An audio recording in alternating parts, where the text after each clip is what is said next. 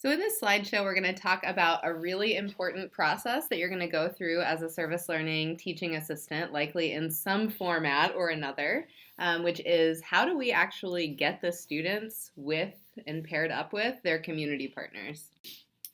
So, to give you a little bit of background about where our partners are coming from and how they're selected, they're coming through several different channels. So, one of them, and probably about 75 to 80% of our partnerships are set up this way, but we have a formal request for partnerships process where, back in May, we asked our partners, what are you interested in? How would you envision using Northeastern service learning students to support the mission of your organization?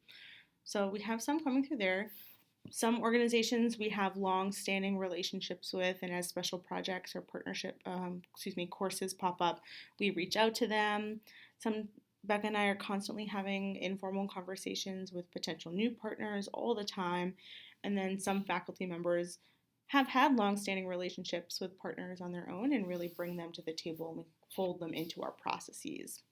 So just kind of to be aware, people are coming from in different places and have different amounts of experience with service learning on the partner end. For an organization that we do make a commitment to, particularly through the RFP process or anything that's confirmed on behalf of us, we have something that we call the minimum of two policy. And that basically states that if a faculty member agrees to a partnership with an organization and the organization agrees to host students, we're promising that among everything, we'll be able to provide them at least two students. Now, project teams, that's a little bit different, and there are a handful of courses where service learning is optional, and so the partners have already been made aware of that we make that transparent throughout the process. If that is not the case, though, it's really important when you are doing this pairing to keep this in mind because you'll have the responsibility of making sure we meet all of the commitments that we've made as a university and as a program.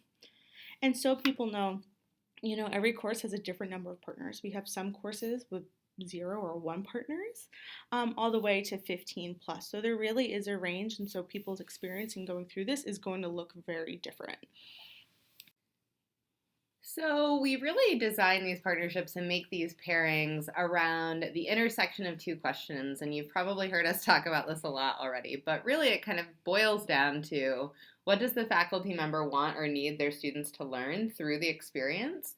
And what are the goals or needs of our community partners? And really it's service learning is kind of, at that intersection. And when you find yourself getting tripped up in this process of figuring out who's going where and why and getting bogged down in logistics, I can find it really helpful, and I think Lisa and I find it really helpful in our jobs all the time just to kind of go back up to the balcony, so to speak, and remind ourselves of these two questions and, just giving you the reassurance that all of the partnerships in your class have been set up with this in mind. And so if you're dealing with, a student that maybe is feeling like they didn't get the partner that they wanted or whatever the case might be, just remind yourself of this so that you can kind of come back to that and recenter yourself around what are the actual goals of the partnerships that have been set up as you're managing all of the logistics associated with that.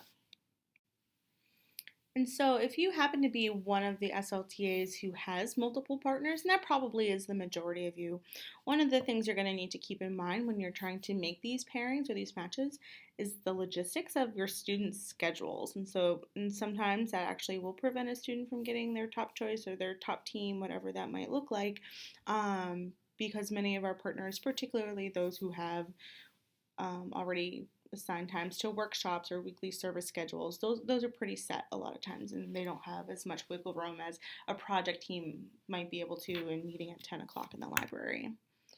You also want to keep in mind the number of students or teams that can go with each community partner.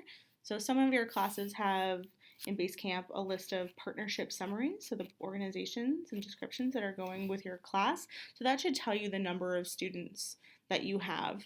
A lot of project groups, there's either one plus actually teams per project, and so making sure you connect with your faculty member if you don't know this information already so that you can be really mindful. Lastly, you're going to want to think of a way to actually collect students' interests. And so, for some of you, you might want to make a very brief Google form where students can rank their partners. I've seen some faculty members and TAs do this process in class and make that negotiation on the board where everyone is collectively making those decisions together. And so, there's no one right way, but you need to think through these pieces. And you've been through training, you've thought through those the framework pieces.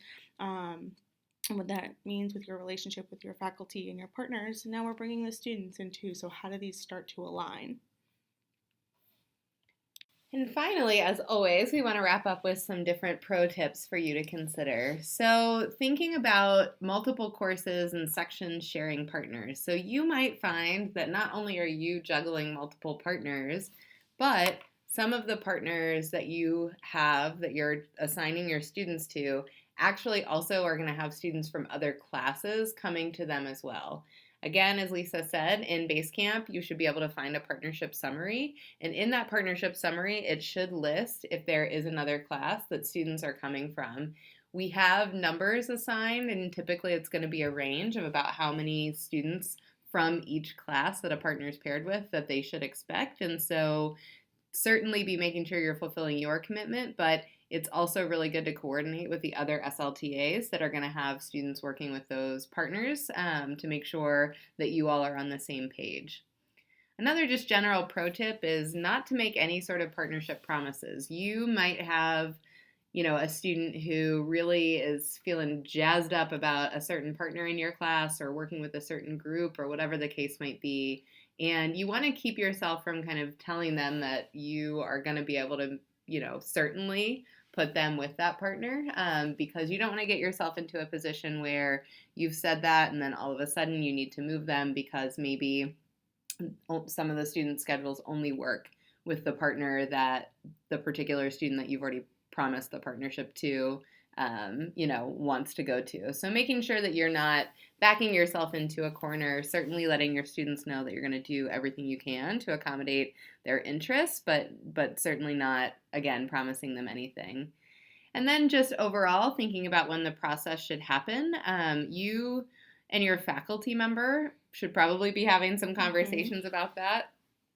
If you aren't already, certainly start those conversations. So you are going to want to back your process up, whatever process you're going to use, from whenever the orientation happens at the partner organization for students that are going to be participating in some sort of partner orientation. So you clearly are going to want to start the process really early on in the semester because through whatever format you're going to be collecting student interests, and whether it be for a group project during the semester or actually going to the partner organization to volunteer or any range of things in between, you're going to want to know well in advance of that orientation so you can help the students get where they need to go. We'll be talking in our first meeting about collaborating with the street team and helping students to work with them to get to their partner sites. But really just paying attention to that orientation date. And if you don't know the orientation date, clarifying that with your Mm-hmm. partner early on. For people who are SLTAs for classes with weekly service commitments, the service must start by Saturday, October 7th for this semester. And so make sure that you're keeping an eye out for that date and that you are, again, planning far enough in advance that everything can be off and rolling by that time. And that's really so that the students have enough of a service experience before the semester ends at the beginning of December to really achieve the learning objectives of the course.